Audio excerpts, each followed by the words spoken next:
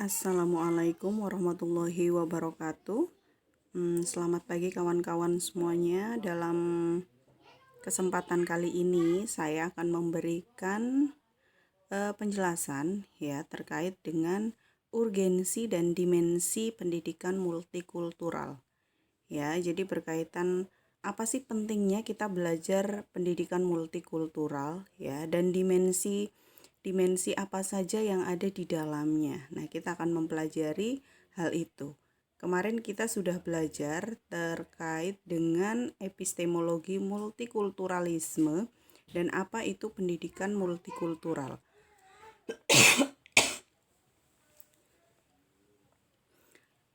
Berkaitan dengan multikulturalisme, ya, itu merupakan sebuah paham di mana paham itu menjunjung tinggi keberagaman budaya yang dimiliki oleh setiap kelompok, setiap ras, setiap etnis ya, sehingga masing-masing kelompok itu memiliki rasa toleransi, rasa saling menghargai, menghormati perbedaan pandangan ataupun perbedaan budaya, tradisi, bahasa begitu dari masing-masing kelompok ya, yang mungkin berbeda dengan kelompoknya.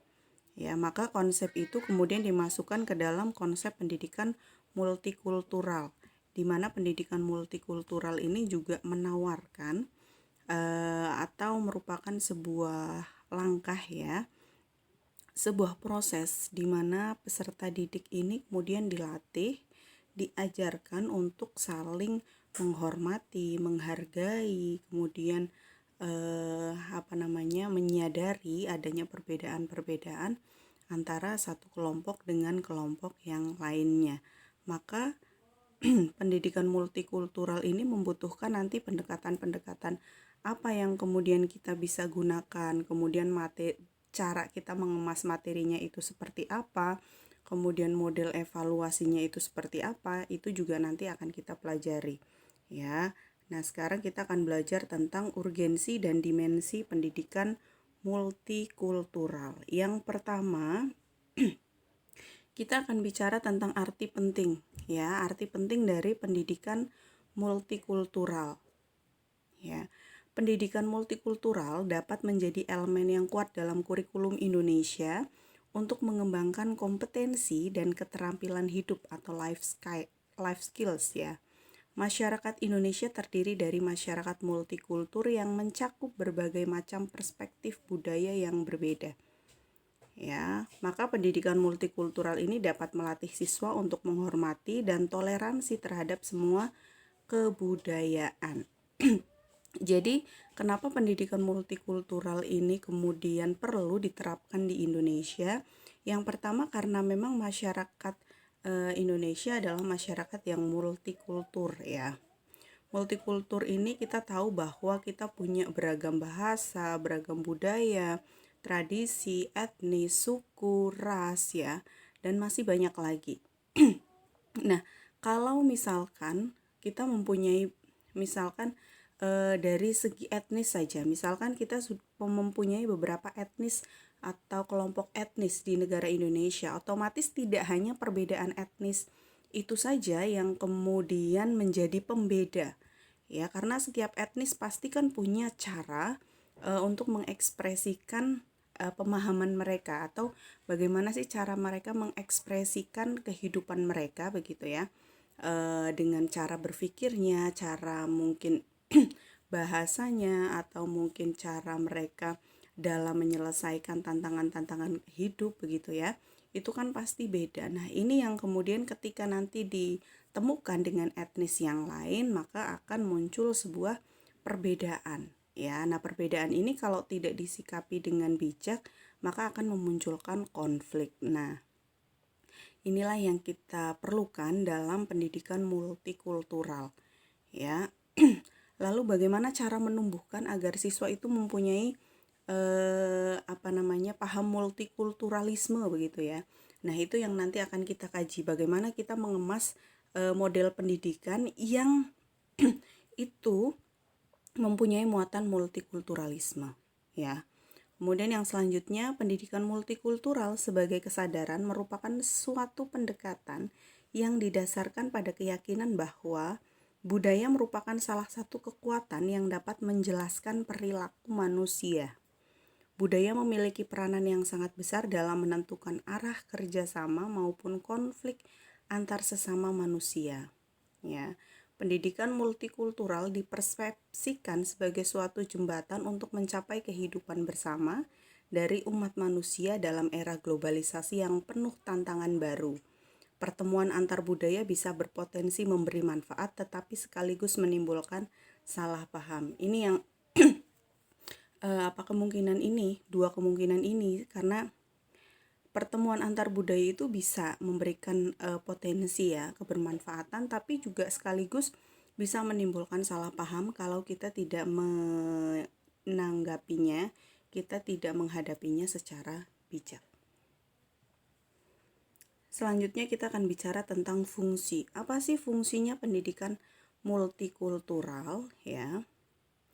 Ini saya sampaikan menurut The National Council for Social Studies ya, bahwa fungsi pendidikan multikultural diantaranya ada 4 ya, yang meskipun di luar 4 poin ini ya masih banyak ya, tapi kita memberikan garis besarnya pada 4 poin ini.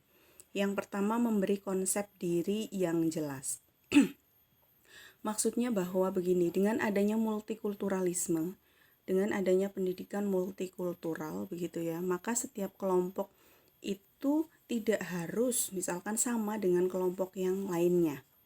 Ya, kalau misalkan orang yang tidak mempunyai paham multikulturalisme, ya, mungkin mereka akan berusaha membuat bagaimana sih kita semua agar sama, kita semua agar rata begitu ya, punya budaya yang sama begitu. Sedangkan di sisi lain, perbedaan ini kan merupakan sunatullah ya, yang memang harus kita sadari betul bahwa tidak mungkin ketika ada kehidupan itu semuanya sama begitu ya. Maka dengan adanya paham multikulturalisme ini ya, dalam pendidikan multikultural, maka setiap kelompok atau setiap individu kelompok ya itu bisa menunjukkan atau menunjukkan identitas dirinya begitu ya. Tidak harus sama dengan semua orang karena dia tahu bahwa setiap kelompok itu punya hak untuk menunjukkan ya siapa dia begitu ya. Bagaimana cara hidupnya, bagaimana budayanya dan lain sebagainya. Maka di sini salah satu fungsinya itu memberi konsep diri yang jelas. Oh, kelompok A itu punya karakteristik seperti ini, kelompok B punya karakteristik seperti ini, kelompok C pun sama seperti itu ya.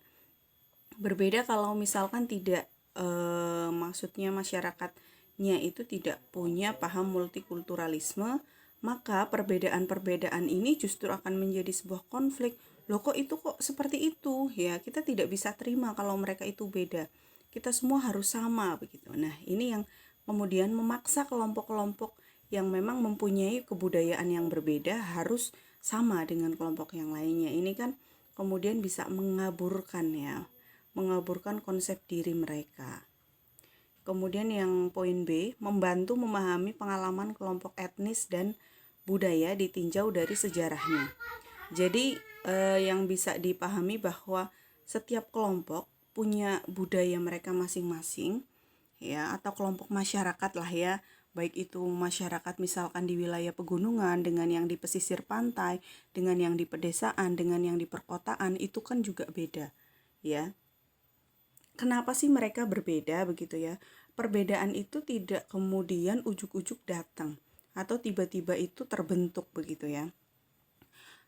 Perbedaan-perbedaan itu ya terbentuk tidak dengan sendirinya, tapi itu bertahap dari zaman dahulu kala. Maksudnya ini ditinjau dari perspektif sejarahnya.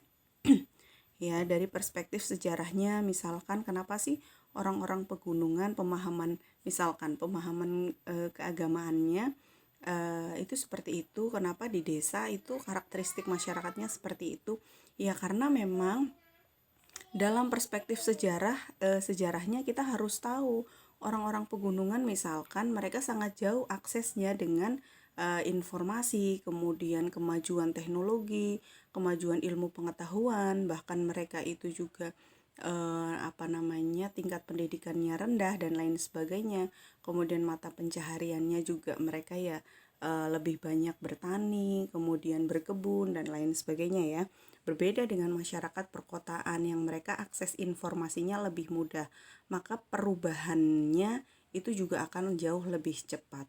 Ya, nah pemahaman-pemahaman itu yang kemudian eh,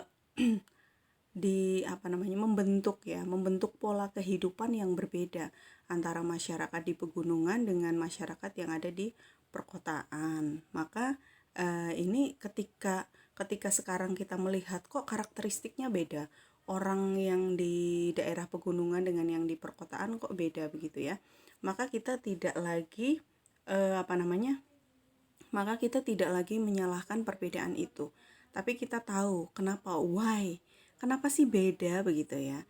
Jadi kita tidak hanya menjustifikasi atau kemudian menyalahkan perbedaan yang ada karena dilihat dari perspektif yang saat ini. Misalkan orang pegunungan misalkan ketika mendengar sesuatu yang menurut mereka itu tidak sejalan dengan kehidupan mereka atau kebijakan-kebijakan yang sepertinya mereka anggap tidak menguntungkan mereka, mungkin mereka akan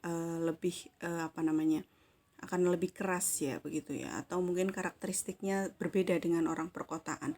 Maka kita tidak hanya menghakimi perbedaan yang saat ini ada, tapi kita lihat dulu kenapa sih mereka kok seperti itu begitu ya. Jadi ada banyak hal yang perlu kita pahami dari situ. Kemudian poin C itu membantu memahami bahwa konflik antara ideal dan realitas itu memang ada pada setiap masyarakat. Maksudnya potensi konflik itu akan selalu ada ya di dalam masyarakat. Tinggal bagaimana kita meredam atau meminimalisir konflik itu. Ya, maksudnya potensi konflik ini ada karena adanya perbedaan. Ya, perbedaan ini itu kan sunatullah yang pasti jelas ada ketika masih ada kehidupan. Ya, maka yang bisa kita lakukan bagaimana cara kita meminimalisir konflik ini. Tidak mungkin dalam sebuah masyarakat itu tidak ada konflik.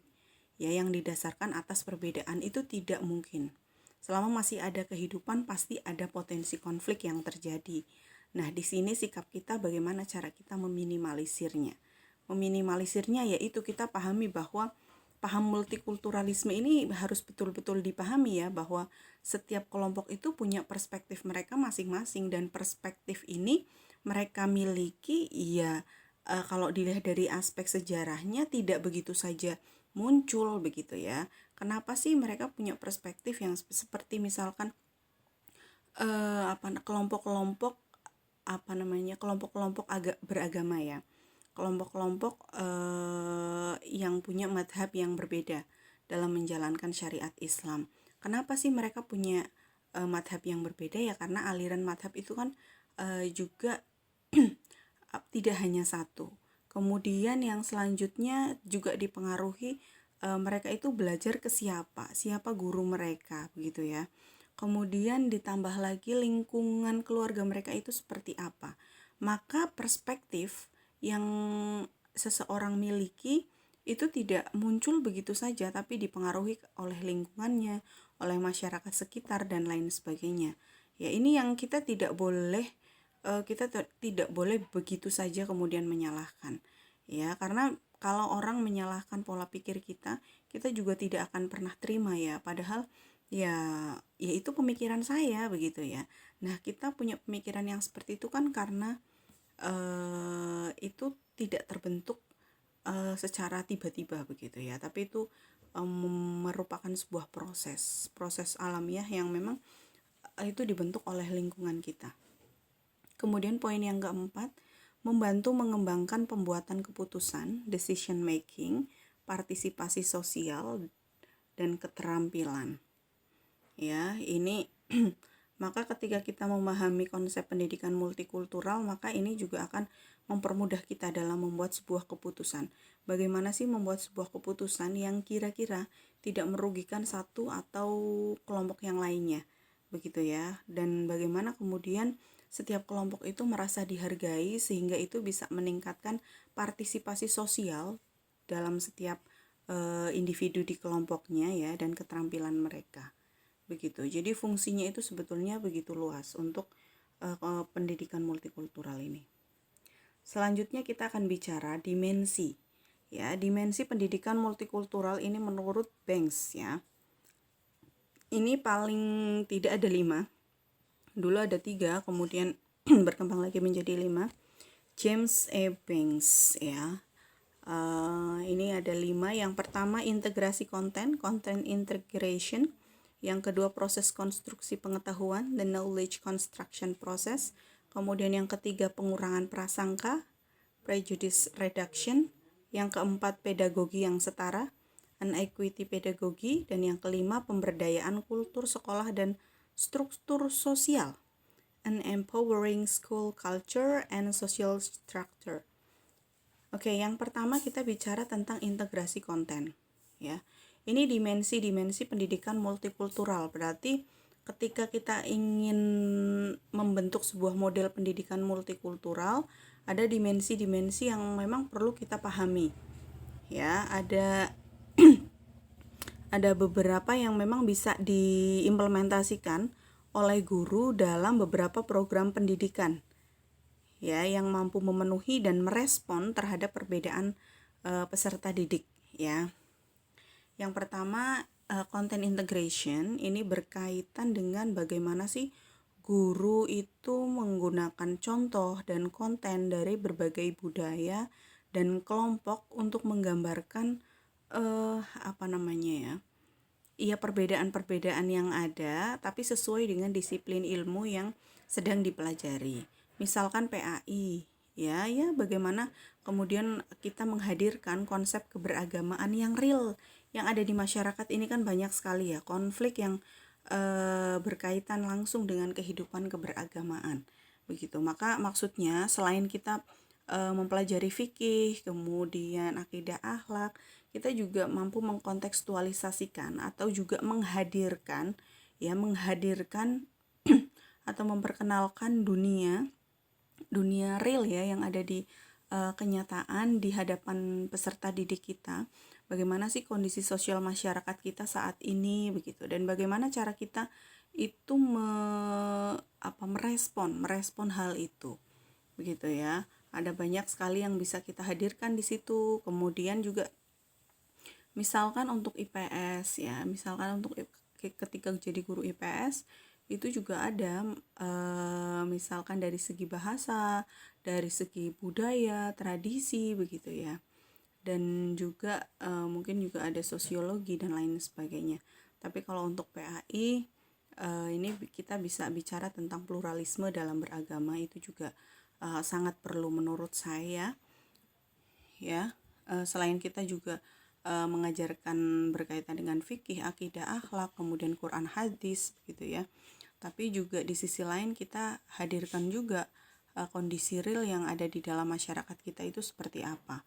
Selain itu juga bagaimana kita membentuk atau mengkondisikan siswa yang ada di dalam kelas, bagaimana mereka bisa saling hidup berdampingan, saling menghargai, tidak ada yang ngegap begitu ya. Biasanya kan kalau anak sekolah itu ngegeng, punya geng sendiri begitu. Terus kemudian ada anak-anak yang memang terkena bullying dan lain sebagainya. Ini juga menjadi salah satu PR kita juga ya. Jadi content integration itu bagaimana kita mengintegrasikan materi pembelajaran itu dengan hal-hal yang itu bisa memperkenalkan atau bisa memberikan pemahaman kepada siswa bahwa kita itu berbeda dan bagaimana cara kita merespon perbedaan itu ya. Kemudian yang kedua itu proses konstruksi pengetahuan. Maksudnya di sini bahwa setiap individu itu kan punya perspektif mereka masing-masing yang tadi saya katakan itu. Nah, melalui pendidikan multikultural, perspektif yang banyak ini kita tidak coba untuk menyamakan, tapi ya cara mereka silahkan berbeda nggak apa-apa, tapi bahwa arah mereka kita mengarahkan ya, membatasi pengetahuan atau cara pandang mereka supaya tidak keluar dari batasan-batasan yang memang sudah tentukan begitu ya. Karena kita dalam Islam itu kan meskipun ada paham humanisme begitu ya, di mana manusia itu menjadi titik sentral dalam kehidupan, bahwa manusia itu punya kebebasan yang penuh begitu ya. Tetap dalam perspektif Islam itu tidak begitu. Dalam perspektif Islam kita diberikan kebebasan, tapi tidak dalam ranah keluar dari batas-batas syariat yang sudah ditentukan ya. Sama dengan pendidikan multikultural pun sama ya. Kita diberikan kebebasan untuk menghargai, menghormati begitu ya.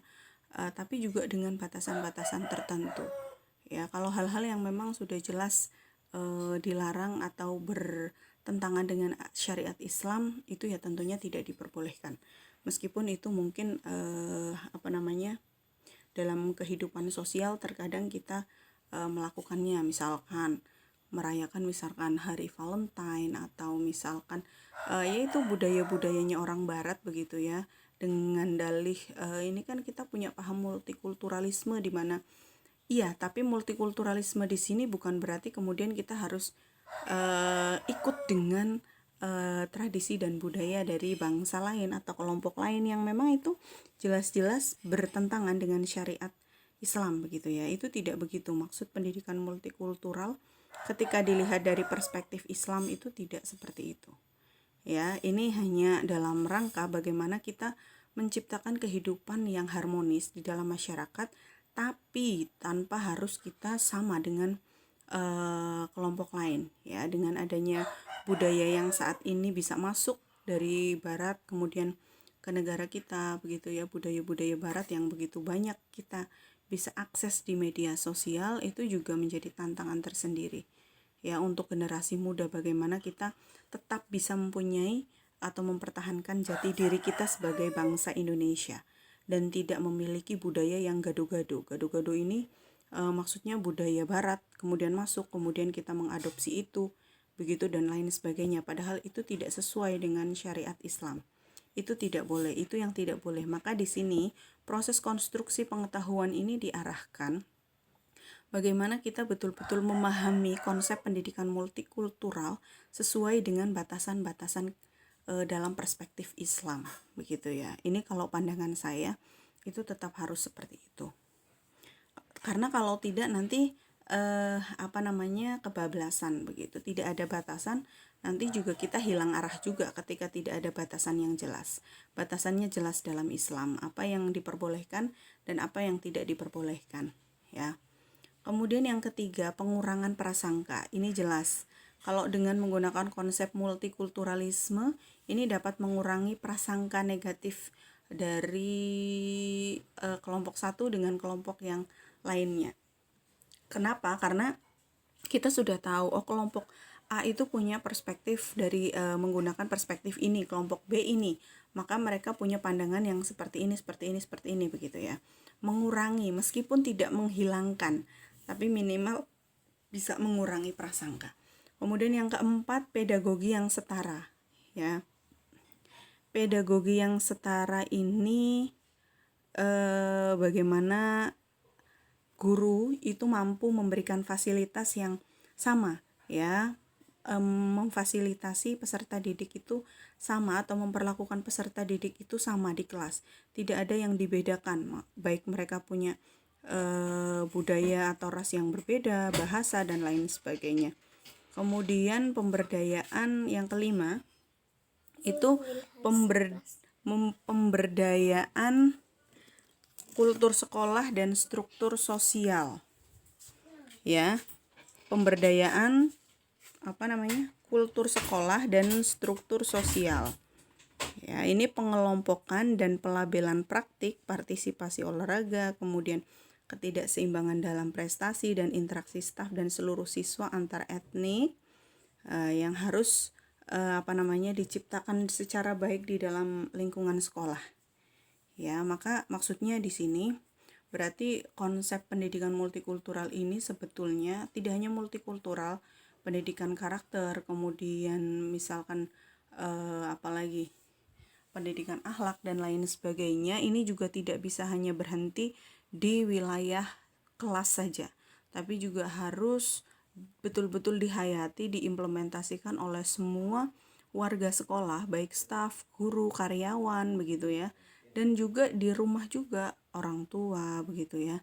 Pokoknya yang ada di rumah. Maka pendidikan kita terkadang kelemahan pendidikan kita itu konsep-konsep pendidikan itu hanya dibangun di dalam kelas, tidak dikembangkan pada seluruh warga sekolah, apalagi bagaimana kita menjalin hubungan yang baik dengan orang tua. Ya, komunikasi antar sekolah dan orang tua itu begitu penting supaya apa? Tidak hanya untuk mengontrol perilaku peserta didik sebetulnya, tapi bagaimana kita menyatukan mindset kita, visi misi kita, ya, bagaimana sih biar visi misinya itu sejalan dengan orang tua. Ketika sekolah pengennya seperti ini, maka orang tua juga membantu. Kalau sekolah inginnya mengembangkan paham multikulturalisme, tapi di rumah misalkan orang tuanya itu kemudian bertentangan dengan nilai-nilai itu, ya ini yang kemudian nilai-nilai pendidikan multikultural yang yang diajarkan itu kemudian mental, begitu ya, tidak bisa diimplementasikan atau tidak bisa dihayati oleh peserta didik. Selanjutnya, prinsip pendidikan multikultural. Ada 3 prinsip menurut H.A.R. Tiller, ya. Yang pertama, multikultural didasarkan pada pedagogik kesetaraan manusia. Ini jelas ya. Kemudian yang kedua, pendidikan multikultural ditunjukkan kepada terwujudnya manusia Indonesia yang cerdas dan mengembangkan pribadi-pribadi Indonesia yang menguasai ilmu pengetahuan dengan sebaik-baiknya. Dan yang ketiga, prinsip globalisasi tidak perlu ditakuti apabila bangsa ini mengetahui arah serta nilai-nilai baik dan buruk yang dibawanya. Itu tadi, bahwa tidak semua konsep-konsep yang datang dari barat itu kita adopsi 100%, dan kita juga bahasanya bukan mengadopsi ya. Kita bahasanya bagaimana kemudian kita mempelajari apa yang datang dari barat, kemudian kita integrasikan dengan keilmuan Islam atau dalam perspektif Islam itu seperti apa. Baru kemudian kalau itu sudah disesuaikan dengan perspektif Islam, itu yang kita gunakan, perspektif itu. Karena konsep-konsep keilmuan yang datang dari barat itu kan belum belum disesuaikan atau belum memiliki batasan-batasan seperti yang dimiliki oleh Islam, begitu ya. Meskipun semua ilmu itu semua ilmu itu sumbernya dari Islam, tapi karena ilmu itu yang mengembangkan itu orang barat, maka ketika kita ingin mengadopsi ilmu itu, bahasanya jangan langsung mengadopsi, tapi kita sesuaikan dulu dengan nilai-nilai Islam, baru kemudian kita gunakan, begitu ya. Jadi jangan salah memahami. Ya, kalau misalkan kawan-kawan di sini mau mempelajari tentang keilmuan barat, begitu ya, atau pemikiran-pemikiran orang barat, kalau menurut saya nggak apa-apa, silahkan sebanyak-banyaknya. Tapi untuk menjadikan atau membentuk sebuah pengetahuan yang utuh ya, jangan hanya kemudian mengadopsi 100% apa yang kemudian kita dapatkan dari keilmuan yang dikembangkan oleh orang barat.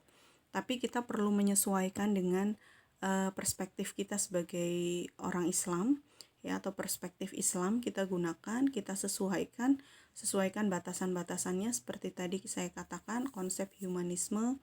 Kalau di barat itu manusia menjadi titik pusat ya, atau manusia punya kebebasan yang tiada batas, begitu. Tapi kalau dalam Islam kan tetap kita dibatasi oleh syariat, dan kemudian kita juga punya aturan-aturan sendiri apa yang boleh dan tidak boleh dilakukan oleh orang muslim. Itu yang harus dipahami ya. Kemudian ciri-ciri pendidikan multikultural, ini setidaknya ada 4. Yang pertama, membentuk manusia budaya dan menciptakan masyarakat berbudaya. Kemudian yang kedua, materinya mengajarkan nilai-nilai luhur kemanusiaan, nilai-nilai bangsa dan nilai-nilai kelompok etnis. Yang ketiga, metodenya demokratis yang menghargai aspek-aspek perbedaan dan keberagaman budaya, bangsa, dan kelompok etnis.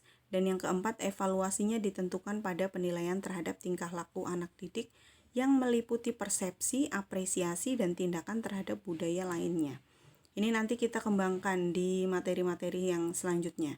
Bagaimana kita membungkus atau kita membentuk model pendidikan multikultural itu yang ideal itu yang seperti apa, ya. Kemudian tujuan pendidikan multikultural menurut Cliff Black, ya. Yang pertama, pengajaran siswa dengan etnik tertentu tentang kebudayaan yang mereka miliki, termasuk di dalamnya pengajaran bahasa pusaka. Ya, kemudian pengajaran kepada semua siswa tentang keanekaragaman budaya tradisional baik dalam dan luar negeri. Ya, mempromosikan penerimaan, menunjukkan perbedaan atau keanekaragaman etnik dalam masyarakat. Sebetulnya secara umum itu sama, ya. Bagaimana kita bisa menghadirkan banyak perbedaan-perbedaan yang ada di dalam masyarakat supaya menumbuhkan rasa toleransi, rasa menghargai, rasa menghormati antar satu kelompok dengan kelompok yang lainnya. Ya, baik, itu penjelasan mengenai dua materi kita, dua tema kita. Yang pertama tentang urgensi pendidikan multikultural dan yang kedua tentang dimensi pendidikan multikultural. Ya, minggu depan kita lanjutkan untuk diskusi yang mungkin minggu ini belum selesai. Nanti setelah itu kita lanjutkan lagi ke proses diskusi selanjutnya. Baik, terima kasih. Demikian kawan-kawan, semoga bermanfaat ya. Wassalamualaikum warahmatullahi wabarakatuh.